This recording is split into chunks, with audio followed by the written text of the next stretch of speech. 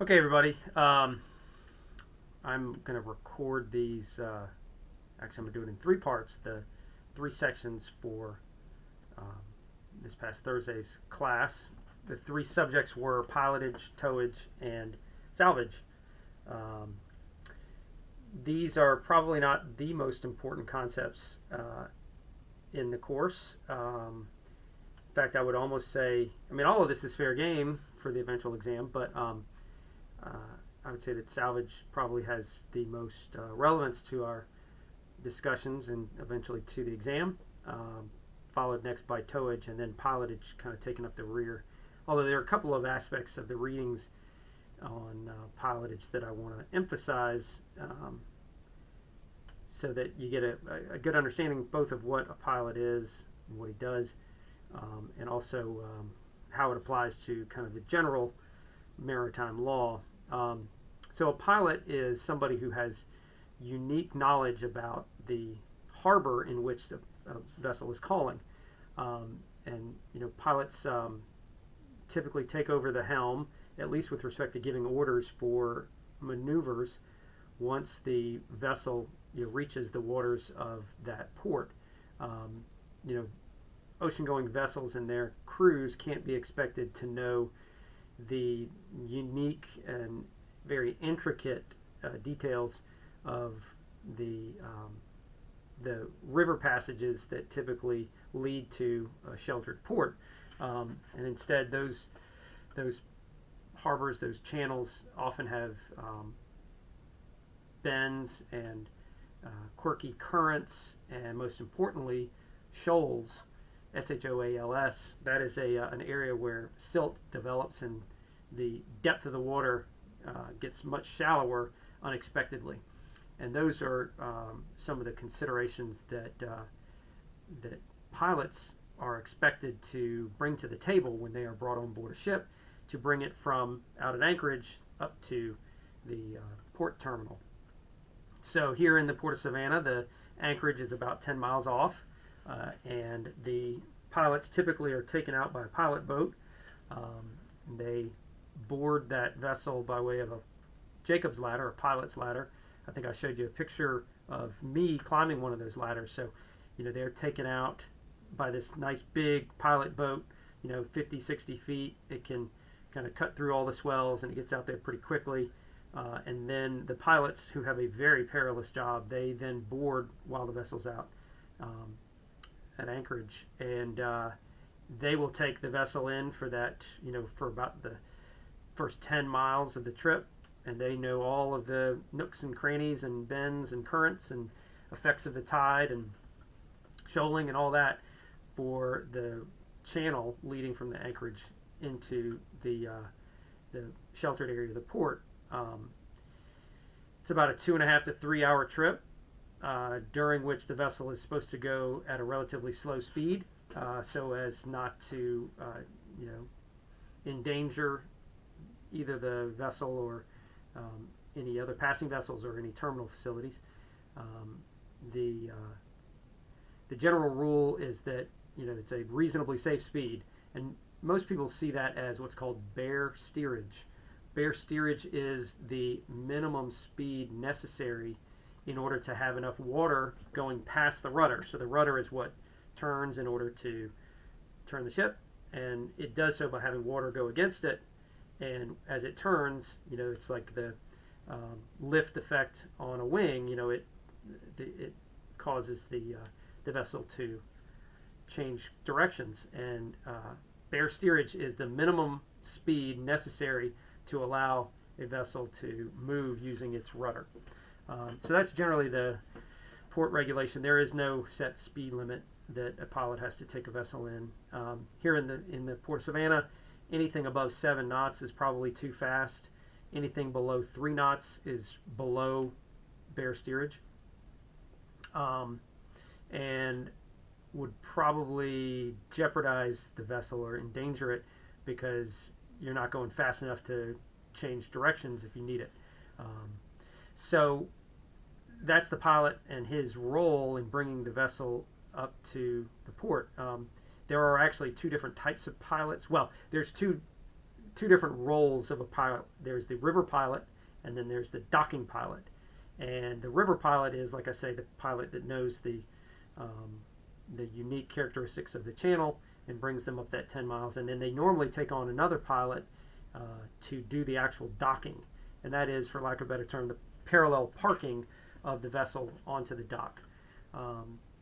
Those pilots are state licensed pilots, because most, if not all, of the vessels calling the Port of Savannah are foreign flag vessels, and therefore are not required to have a U.S.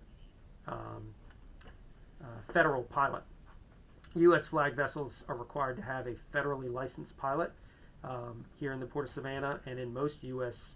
commercial ports, you don't have nearly as many U.S. flag vessels that require a pilot, and so the majority of the pilots are state licensed pilots and not federal pilots. Federal pilots really only get a few jobs a year, because so few U.S. flag vessels call the Port of Savannah. Those might be vessels that are carrying Department of Defense cargo, like tanks and armored personnel vehicles, other equipment used in wartime operations, or refined oil products between U.S. ports. Those would be U.S. flag vessels. And let's see. So the pilots here in Savannah, like I said, they have a very perilous job, and they are paid quite handsomely for it. They usually work, I think, 24 hours on and 48 hours off. I think that's how it goes. But they lead a pretty, what I would think of as a pretty anxiety-laden existence, because at any given time, some small little slip-up can lead to a major catastrophe. While the pilot is on board, in today's practice, in today's view under the law, the pilot is considered an agent of the vessel, an agent of the vessel owner. He gives instructions to the master on maneuvering, course and heading and speed, but ultimately the master has the discretion over whether to comply with those instructions, carry them out, or whether to intervene and instruct the helmsman otherwise. So the pilot will sit in a chair. In fact, there is something called a pilot's chair that sits behind the helm, and think of it, if you've seen Star Trek, you've got Captain Kirk or Jean-Luc Picard sitting behind Data or whatever, or Sulu, telling them starboard 5, full astern, all full ahead, and then the helmsman will either carry out those instructions or not. So the pilot would sit back in the equivalent of Jean-Luc Picard's chair and give those orders. The master is always there on the bridge with them, and if he sees something that is obviously wrong or is obviously going to endanger the vessel, he has not just the option, but in fact the duty to intervene and change that. So let's say you've got a tired pilot, and he's cruising along, heading towards an obstruction, and you need to turn to port in order to avoid it, and he accidentally says turn to starboard. Well, the master acts as kind of a safety valve and sees that incorrect instruction has been given, and so is required to countermand it by saying, nope, I think he meant to port, and don't you mean to port, Mr. Pilot? So that's what a pilot does. The readings, like I say, these readings are not the most important in terms of testability, but it's worth discussing. The first case is the case of Cooley versus the Board of Wardens for the Port of Philadelphia, an old Supreme Court case from 1851, just kind of discussing the power of the U.S. Congress to regulate pilots, and that power emanates from the Interstate Commerce Clause, since pilots are intricately involved in the interstate commerce aspect of sorry, I thought I had put that on Do Not Disturb, but apparently I had not. So sorry. even though the U.S. Congress has the ability to regulate the licenses of pilots, the states are also, delegated the right to regulate pilots in their own waters as well, and that's where you get these state pilots like we have here in the Port of Savannah. The Georgia State Pilot Commission is a very powerful board here in Savannah, as you might expect. They hold the keys to a very powerful group of well-paid individuals who are very protective of their occupation, and so they don't just let anybody in. And there's significant training and apprenticeship that has to be undertaken before anybody is even considered for a full pilot license. The materials also include the Oregon case, which we talked briefly about as one of those cases with a state name that involves presumptions in casualty cases. The one that we talked at length about was the Pennsylvania, and about a violation of a navigational regulation or a safety-related regulation, one intended to prevent collisions. The Oregon is the rule that deals with the presumption created by a moving object striking a stationary object. The presumption being that the moving object is at fault, which, as we talked about with presumptions, then shifts to the other side to show how that they could not have been at fault, as we saw in the Pennsylvania, that the violation of that safety regulation not just did not contribute, but could not have caused the casualty. But the discussion in the Oregon that's worth talking about or worth knowing is that the master is never wholly absolved from his duties while the pilot is on board. He still has that ultimate say and indeed obligation to ensure that the vessel is safely navigated. The American Pilots Association, this excerpt from a 1997 guidebook, indicates, confirms that the master still has overall command of the ship and ultimate responsibility for its safety, even though there is this sort of shared responsibility while the pilot is on board.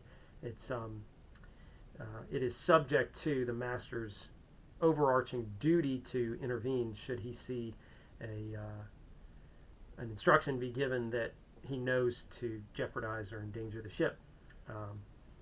The pilot is deemed to be working in the interest of the public, which is why they are regulated and overseen by a state-appointed commission. And importantly, although the master is still ultimately responsible, and the pilot has very persuasive authority, he is not considered a member of the bridge team. And part of the reason for that is the law wants to encourage that pilot to be he wants him to be separate and independent so that he can comment on the behavior of the ship, just like the master can intervene over unsafe instructions or orders from the pilot. The reverse is true, that pilots are also intended in their role as a protector of the interest of the public. They are enlisted to assist with ensuring that the vessel is operating safely. On the federal and state licensing of pilots, there's not a whole lot to go over there, other than this term that we talked about earlier in the year that I want to make sure we mention again. It's brought up here, and that is where it's called cabotage, C-A-B-O-T-A-G-E. It's discussed here in 475. Cabotage is the transporting of goods between ports of the United States. And the rule to know there is that only U.S. flag vessels can engage in that kind of coastwise trade. So coastwise means staying within the coast of the United States and transporting goods from one port in the U.S. to another port. this was part of the Jones Act, and in order to trade between U.S. ports, a U.S. flag vessel can only be U.S. flag vessels. They have to have a coastwise endorsement. And if they don't have a coastwise endorsement, then they are violating this cabotage rule from the Jones Act. And that's a no-no. And it doesn't seem to make sense. It's intended to protect U.S. shipbuilding interests in that U.S. flag vessels have a strategic advantage in being able to, have an exclusive market to carry between U.S. ports. And so, that helps make up for the obvious shortcoming that U.S. shipbuilding interests have in that they are, much more expensive. Ships built in the U.S. are much more expensive than their counterparts built in Korea or China or Northern Europe. So they have to give a little bit of an advantage to those U.S. flag vessels by allowing them to engage in this coastwise trade. So that term cabotage is one that you should be familiar with, since it's something that came up not just in the context of pilots, but also when we talked, I think, about the Jones Act earlier and about U.S. Protection of U.S. shipbuilding interests. Next is the opinion, the China, and this involves the determination of who is responsible or whether the vessel is deemed to be responsible where a collision is caused solely by the negligent instructions or orders of a pilot. Here, there was a collision between the China and the Kentucky, and it should be noted from the outset that the China is a British vessel. The significance there is that in England, there's no dispute over the fact that there is no maritime lien right against a English vessel under English law for such casualties, where the casualty is the result of the negligence of the pilot. And so the question then becomes, is that the case under U.S. law as well? And is the owner held responsible for the negligent acts of a pilot who is required to be on board the vessel? Here again, there's no dispute that the casualty was solely caused by the mismanagement of the vessel by the pilot, the incorrect or unsafe instructions, and that's what led to the casualty. So the owners of the China, against whom a finding of liability was entered, tries to argue that they should not be responsible for the negligence of somebody thrust upon them by a state law, by law of New York. And undergirding, supporting this whole case is the thought that in New York, the taking on of a pilot in state pilot waters is compulsory. You'll hear that term, compulsory pilot. That it is compelled upon you. It is compulsory. It's required. So their argument is, well, he's not really my agent because I'm not taking him on voluntarily. Instead, he's being thrust upon me, and I should not be responsible for his, negligent conduct. The court disagrees and says we're not going to abide by that English law consideration of things, and instead they will deem the pilot to be, or deem the owner to be responsible for those negligent acts of the pilot. So the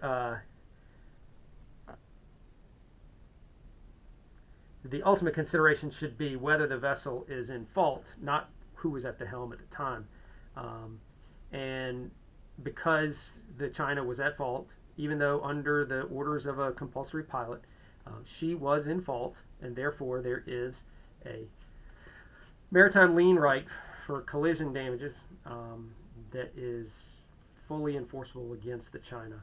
And the English owner kind of makes an ignorance of the law kind of argument, saying, well, we are an English vessel, although traveling in U.S. waters, they wanted their unique English law to apply to them, and the court said basically, ignorance of the law is no defense. You came here to our port, you have the obligation to know what the law is and what risk or exposure you have when you come to the port of New York. In the dissent, the justice arguing the dissent says that, that this New York pilotage should not be considered compulsory, and therefore it should be deemed to be a voluntary taking on of a pilot. The next case is the Homer Ramsdale Transportation Company case, another Supreme Court case.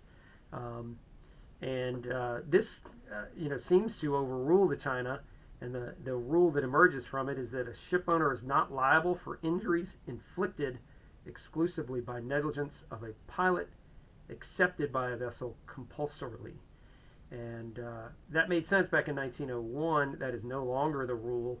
Whether or not there has been an intervening U.S. Supreme Court case, the industry has evolved to the point where the pilots present a ticket upon boarding the vessel that says, I'm taking orders from the master. I'm here to provide assistance, but ultimately it is the master who is at in ultimate command, and you can't foist onto me, the pilot, the responsibility or liability for any damages that come out of any piloting instructions that he gives.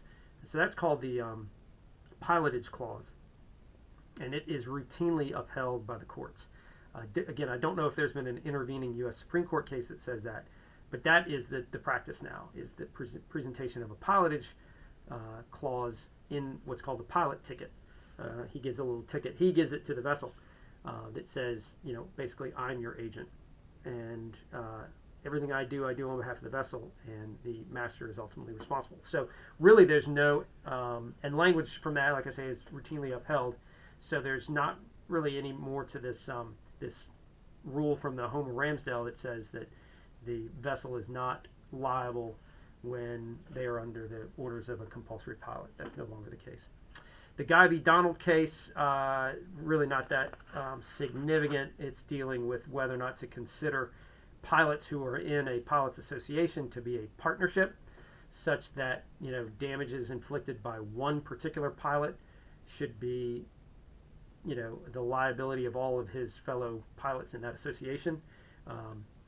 If you've most likely by now you've had some kind of class on partnerships, and generally speaking, partners are indeed liable for the debts and obligations of their partners incurred during the joint enterprise of that partnership. Here, the court distinguishes this from a partnership, although they never really make the pronouncement that it was not a partnership. But they say that the way in which these people are paid, which might appear to be a partnership, it really isn't. What each individual pilot, when they engage in pilot services, the money that is generated, the revenue generated from the shipping line, is put into a common pool, and then it is redistributed out according to how many days those pilots were on duty. And so it really effectively becomes almost a system where the individual pilot is receiving money commensurate with the number of ships they are piloting, and so there really is no commonality to the partnership. When you look at the way that the finances are doled out, they are doled out kind of on a pro rata basis according to the number of ships that the individual has piloted. So there's not going to be an allocation amongst all of the other partners of some shared obligation to pay for the debts or liabilities of that individual pilot. That's the conclusion of the pilot aspect of things. Again, remember that cabotage provision and the pilot ticket issue. But other than that, I don't think there's a whole lot. And the Oregon, we've talked about the Oregon elsewhere. It's really not a pilotage kind of case. It's really more of a casualty case, talking about the presumption from a moving vessel striking a stationary object, the presumption falling on the moving vessel, presuming that they're liable, then shifting that burden over to them to show that they could not have been. So anyway, that's the end of the pilotage discussion.